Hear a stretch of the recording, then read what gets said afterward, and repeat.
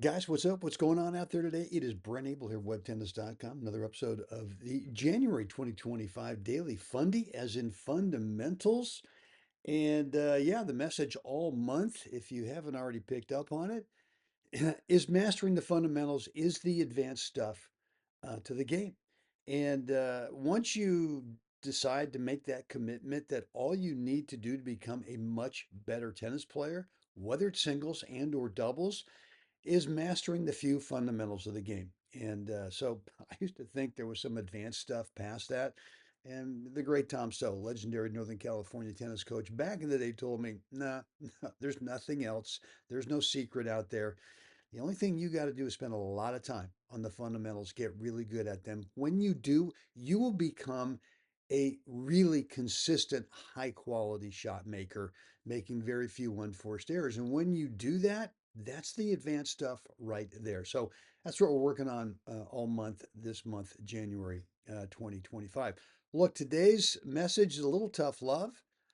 Since tennis is a game of movement, then dot, dot, dot. And I want to give you my take on what that means in just a second. Because it's made a huge difference for me. Guys, before we get into today's episode, if you are playing tight at the end of sets or matches, there's a confidence code for mental toughness, for clarity, for focus that gets built first off the court. I got a course for you if that's happening, where you're feeling tight later in the sets or matches. It's right down below in the description area. There's a link. And when we're done today, if you've not yet checked out this course, I want you to do so. So, look, since tennis is a game of movement, so we have a unique challenge in tennis that golfers don't, right? The ball's sitting there. They get to be able to walk up to the ball, the golf ball, and figure out which club they want, be able to get the right uh, spacing, if you will, distance away from the ball when they set up for their swing. Um, golf doesn't, golf's not a game of movement. Baseball, all right, there is a moving ball right from the pitcher, but hitters get to be stationary. And yet in tennis, we've got a unique challenge, right? Not only do we have a moving tennis ball, but we've got to move over to it, right? We don't Players just don't hit the ball right back to us right exactly where we want it to be. So movement is crucial. And look, if you're not fit, right? If you're carrying around any excess amount of baggage, as in being slightly or more overweight, you're really restricting how good you can become as a player.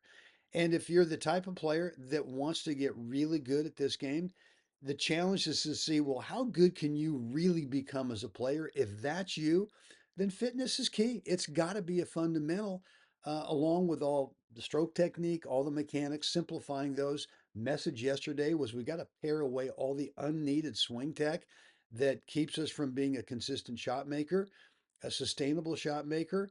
All the fundamentals with figuring out tactical stuff, strategies, the mental part of the game, all that requires you got to be fit. You got to include that as part of your um, fundamentals, as part of the fundies.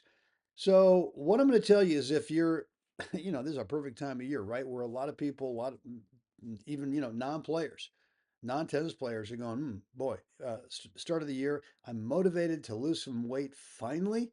Most people don't, right?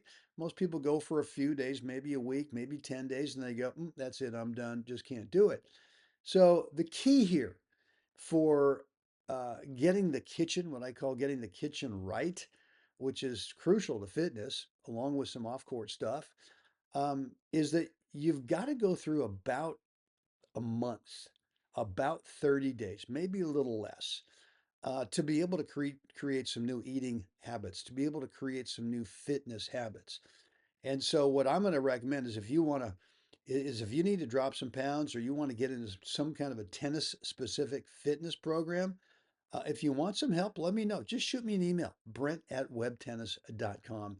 We'll keep the conversation private, and let's see where you're at. And I want to give you some ideas of what to do. But the key is that it's got to be delayed gratification. If you can believe and trust in delayed gratification for 30 days, Just put up a little calendar on your wall, 30 days on there, and every day you do the right thing. Make sure you put a big X in that box on that day.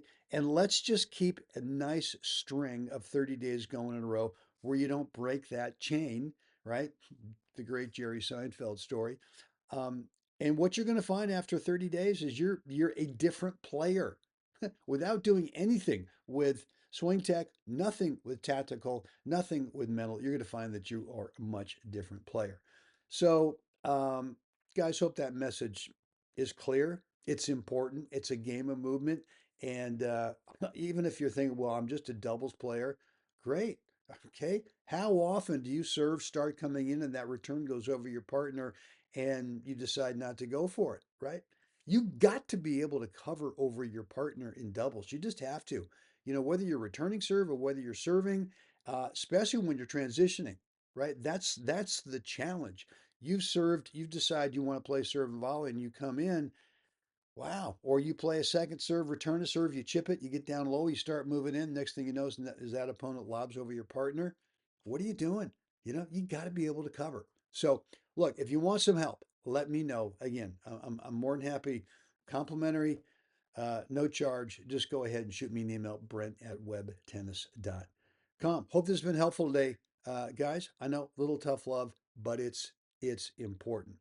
So, look, as I mentioned at the top, if you're playing tight, right, maybe you're playing really well in practice, but you get to the real deal match. Could be a tournament match, maybe it's a league match, or just a serious practice match, right? If you're getting tight at the end of sets or matches, I want to help you. I've got a course that will help. It's 5 mini mindset skills that you train over 28 days. And when you do, man, you're just bulletproof with confidence because confidence is not built on the court first. You don't have to go. The old message used to be, and something I never got was, well, if you want to be confident, you got to go out there, play a lot of matches and win.